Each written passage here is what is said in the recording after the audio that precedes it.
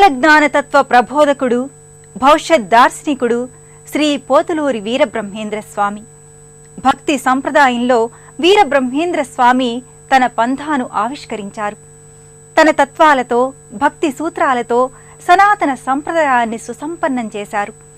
కారణజన్ముడైన వీరబ్రహ్మేంద్ర స్వామి గోవిందమాంబ సమేతంగా పావులూరు గ్రామంలో ప్రత్యేక ఆలయంలో భక్తుల పూజల్ని స్వీకరిస్తున్నాడు.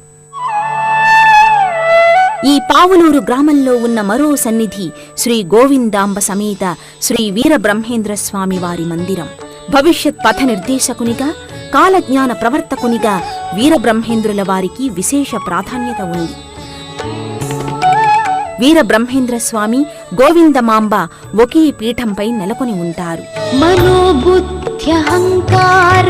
శ్రీ వీరబ్రహ్మేంద్ర స్వామి వారి మందిరాన్ని పావులూరి సూర్యాచార్యులు, బసవేశ్వరమ్మ దంపతులు 1998 సంవత్సరంలో ఏప్రిల్లో నిర్మింపచేశారు.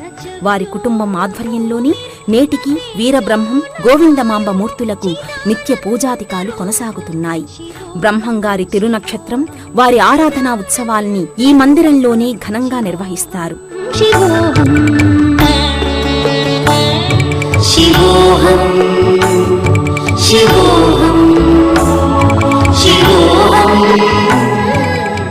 జిల్లా కేంద్రమైన ఒంగోలు చేరుకున్న యాత్రికులు నాగులుప్పలపాడు, ఇంకొల్లుల మీదుగా